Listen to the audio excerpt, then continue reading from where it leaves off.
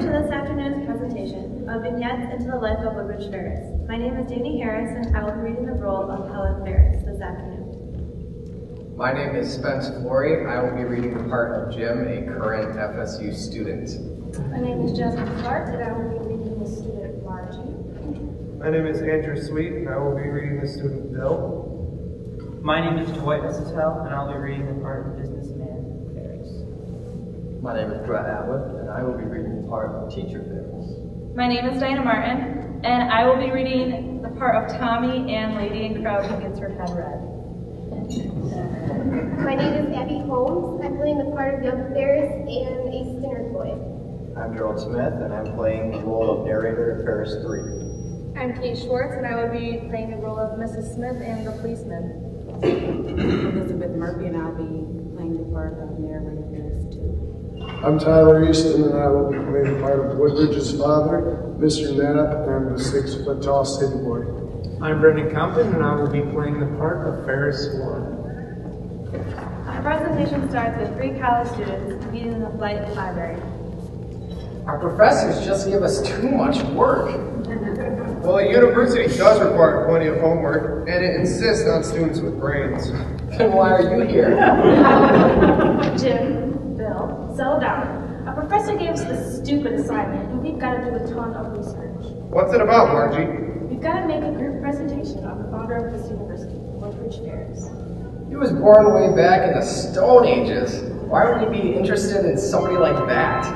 I've seen that old guy's statue in the quad. When did Ferris live, anyway? Here it is on Google. It says he was born in 1853 and died in 1928. God, it's been almost 100 years since that guy died. Yeah, it says that Ferris was fighting John Barleycorn. Who is that? Some English dude? I'll Google it. It looks like in the old days, John Barleycorn was a nickname for rye whiskey. Rye whiskey, rye whiskey, rye whiskey, I cry. If I don't get rye whiskey, I surely will die. If the oceans were whiskey and I was a duck, I'd dive to the bottom and never come up. That's funny, guys. But seriously, I think that Ferris is really against drinking. Here quotes him saying there is no particular benefit to be derived for the use of intoxicating liquor. A considerable number of my close relatives have gone to the graveyard by the urgent request of John Barleycorn. Here's another quote about alcohol. Total abstinence injures no man. Furthermore, it secures safety and sanity. Doesn't sound like somebody I'd want to know. Come on, guys. We've got to work. I don't want to flunk out of Mr. Ferris's university. Oh, here's a website with some old photos of the school. And here is one of Ferris himself. What a haircut. And here he is at age 4. No, this can't be him. Is he wearing a dress? In 1857, that's what the small boys wore sometimes. You know, this was a small school when Ferris was alive. I bet he'd be surprised to see this place now. I guess, but we still need to know more about him, why he set up this place. So back to work, everyone. I'll focus on where Ferris came from. Early life. I was born near the small town of Spencer, New York, in January of 1853, in a little log house which my parents built. The house consisted of one large room and a very small bedroom for the visitor or the school teacher who came for a night's hospitality. In the main room was the large bed for the father, mother, and the baby. The little turtle bed was for the other children, was on casters, and during the day found its place under the big bed.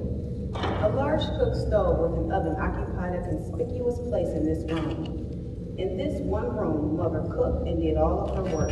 The children played and fought and lived together. How my father and mother succeeded in bringing up a family of 7 children is to me a profound mystery. When I was a boy, we all worked. I learned obedience, diligence, thrift, sobriety, and honesty. The most important lesson I learned from my father was, finish whatever good thing you begin. I remember a time when I was 7 or 8 years of age. Papa, will you buy me a top? No, I will not buy you a top. Here's an empty spool. Take my pocket knife and make your own top. I do not want a top. Take my knife, finish that top, or I'll finish you. In due time, I returned the knife to my father and had completed the toy. School days. Like many children, school was the honor and horror of my life. All of the children were sent to district school with a degree of regularity that defied storms and ordinary ailments. For 3 years, my school supplies consisted only of a reader. I was not allowed to have a slate for fear I might indulge in making pictures. Life in the schoolroom was a burden. My unsatisfied cravings for something to do forced me into mischief and into conflict with the teacher, with the out-of-time result, frequent beatings. During the school hours, when I was not reciting, I sat on a high seat swinging my feet. When I was not busy carving into the desk or making spitballs, recesses and Saturdays and Sundays were my only joy. While in the rural school, I played baseball and wrestled. I learned to skate and how to swim in the big creek. At the age of 13, I decided that if Father ever paroled me from serving time in the district school, I would declare my school education finished. Then I was sent on an errand to the nearest neighbor. How do you do, Miss Smith? You seem to be sorting a great number of books. Hello, Woodbridge. Yes, we are trying to cull this large library. Are there any books here in which you might be interested? Yes, that small book. It looks like an autobiography of Benjamin Franklin. I've always admired him. I'm trying to get rid of some of these extra books. You may have it. Thank you, ma'am. You have a heart of gold. This was the first book that I actually read. I enjoyed every page. I was thrilled, awakened, inspired. I fell in love with biography.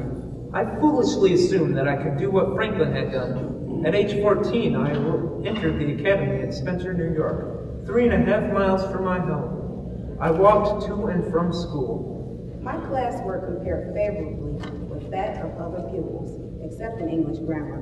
Because of failure in this subject, the teacher called me a blockhead. This experience greatly affected my later teacher.